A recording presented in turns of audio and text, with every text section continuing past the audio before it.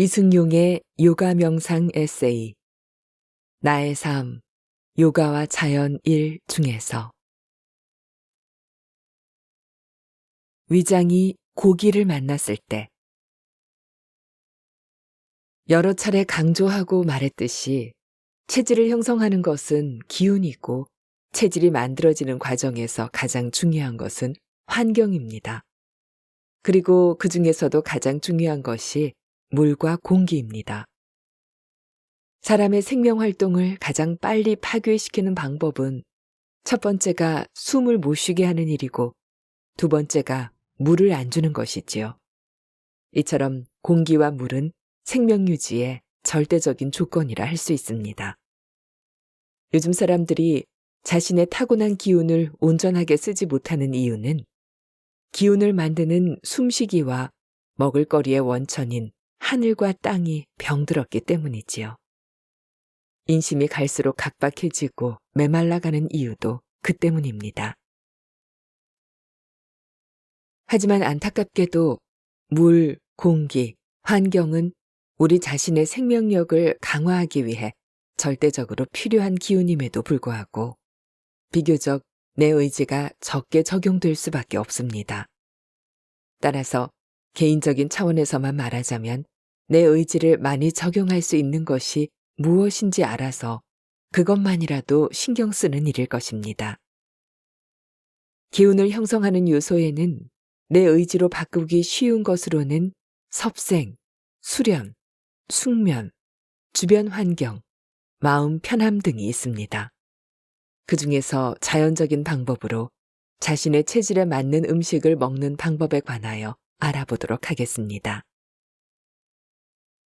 섭생이 중요한 이유는 먹는 것에서 우리 몸에 원천적인 힘이 나오기 때문입니다. 우리말에 밥심으로 일한다는 말이 있죠. 이 말은 우리 몸의 음양과 섭생의 조화가 깨지면 기운을 쓸 수 없다는 말입니다.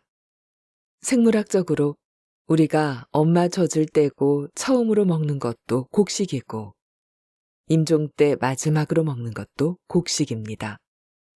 우리에게는 옛부터 임종 때 돌아가신 분의 입에 불린 쌀과 동전을 넣는 풍습이 있습니다.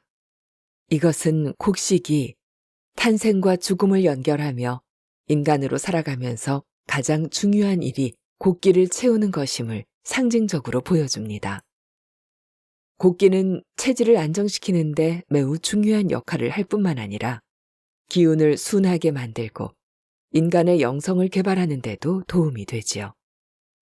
제대로 된 섭생을 하려면 자신의 체질에 맞게 반드시 곡물을 위주로 한 자연식을 해야 합니다. 하지만 현대의 음식 문화는 점점 곡식을 등한시하고 육류 위주 아니면 과일과 채소 위주로 극단적으로 흘러가고 있습니다. 단도직입적으로 말해서 너무 과일과 채소만 많이 먹으면 몸이 냉해집니다. 냉해진다는 것은 몸이 굳어진다는 뜻이고 그렇게 되면 몸의 대사 능력과 운동량이 떨어지고 운동량이 부족하면 세포의 활동이 미약해집니다. 세포의 활동력이 떨어지면 몸에 염증이 생길 확률이 높습니다. 염증이 악화되면 종양이나 암으로 발전할 수 있지요. 채소와 과일은 각종 비타민과 섬유질이 많아 피를 맑게 하고 많이 먹어도 지나칠 것이 없다고 권장하는 분위기지만 이것도 지나치면 몸이 차가워지는 문제가 있습니다. 따라서 채소와 과일을 먹더라도 곡식과 함께 먹어야 합니다. 같은 음식이라도 몸속에 들어가면 오장육부의 각 시스템에 따라 소화, 흡수, 배설, 저장의 과정이 모두 다릅니다. 몸의 시스템으로 봤을 때 육류는 곡류보다 소화하는 데 보통 2배 이상의 시간이 더 걸립니다. 몸속에서 육류가 머무는 시간이 그만큼 길다는 것이죠. 이 말의 의미는 육류를 소화하기 위해서는 곡류보다 몇 배나 더 많은 에너지가 필요하다는 것이며 그로 인해 오장육부의 피로가 그만큼 가중된다는 뜻입니다. 위장의 특징은 모든 음식을 적으로 간주하는 성향이 있습니다. 여러분 자신이 위장이라고 한번 생각해 보세요. 혼자 집에 있는데 바깥에서 누군가 대문의 벨을 눌렀습니다. 분명 우리 가족이 아닌 것 같으면 여러분은 확인도 않고 마구 문을 열어줄 수 있나요? 누굴까 하면서 상황을 이리저리 살필 것입니다. 아마 여자가 혼자 집에 있는 경우라면 우편물이 왔다 해도 문에 쇠고리를 걸어놓은 채 조금만 열어놓고 그 문틈 사이로 사인하고 물건을 받을 것입니다. 낯선 사람에 대해서 경계심을 가지는 것은 자연스러운 현상이지요. 하지만 엄마가 나왔다라고 집 밖에서 외친다면 반가운 마음에 맨발로 뛰어나가 문을 열어드리지요. 그러고는 엄마가 장봐 오신 것들을 냅다 받아들고 뭐 맛있는 것이 없을까 살피지 않나요? 위장도 마찬가지입니다. 똑같은 시스템이 적용됩니다. 갓난아이가 세상에 태어나서 제일 먼저 하는 일이 엄마를 만나는 일인 것처럼 위장의 입장에서는 엄마저 다음으로 세상에서 처음 접하는 음식이 바로 곡식입니다. 곡기는 우리 몸에서 저항이 가장 적은 음식이기 때문이죠.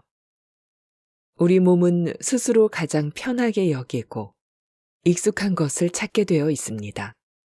한국인의 몸 구조에서는 곡식을 비롯한 김치, 깍두기, 된장, 고추장 같은 것이지요.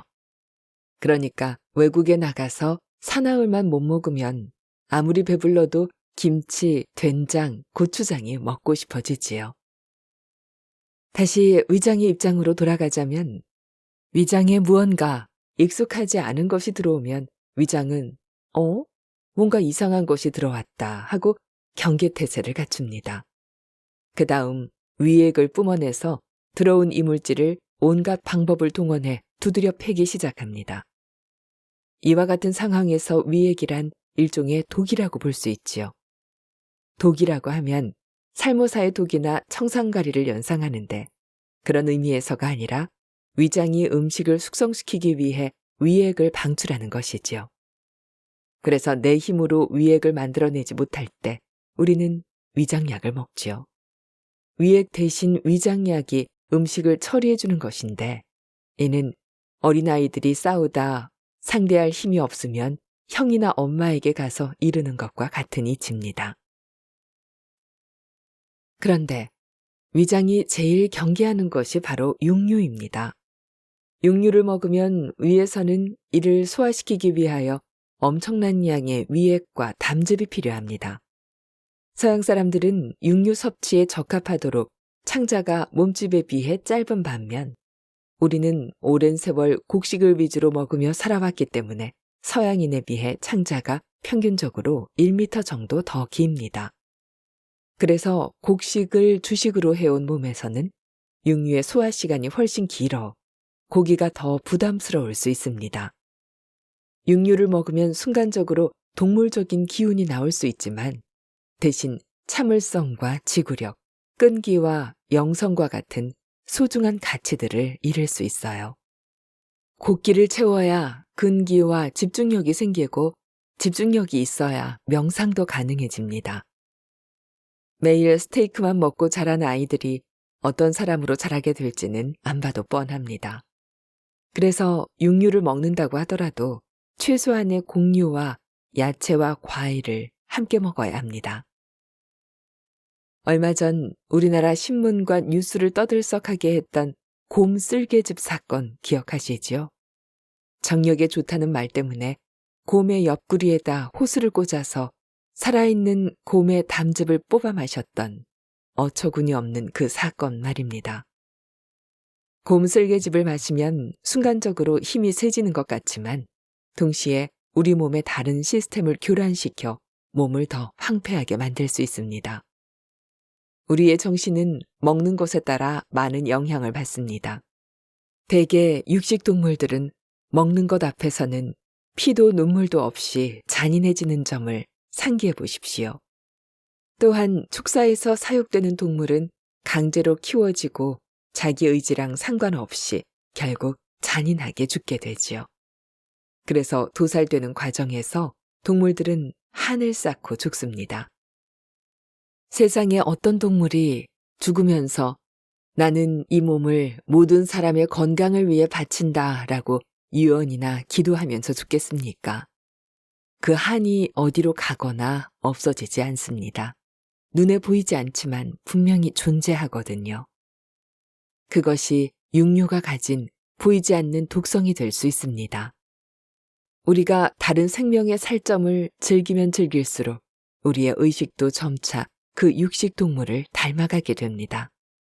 그래서 자신의 생존 본능에는 충실하더라도 타인에게 온유한 마음을 가지는 일은 점점 힘들어질 것입니다.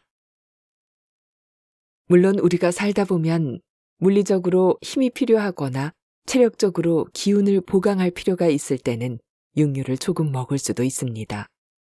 경우에 따라선 그것이 약물을 먹는 것보다 몸에 더 이로울 수 있기 때문입니다. 여기서 말씀드리고 싶은 것은 육류 중심으로 흘러가는 이 시대의 잘못된 음식 문화입니다. 그리고 그 속에 담겨 있는 인간의 식탐입니다. 비자연적인 입맛을 극복하고 식탐으로부터 자유로울 때 우리는 먹은 것 이상의 힘을 낼 수 있습니다. 요가의 관점에서 보자면 음식을 먹는 것은 단순히 입맛이라는 욕구를 충족하는 일이 아니라 에너지의 개념입니다. 우주에 널리 퍼져 있는 프라나, 다른 말로 기를 음식의 형태로 흡수하는 겁니다. 웰빙을 정말 제대로 하기 위해서는 무엇을 먹는가도 중요하지만 어떻게 먹는가가 더 중요합니다.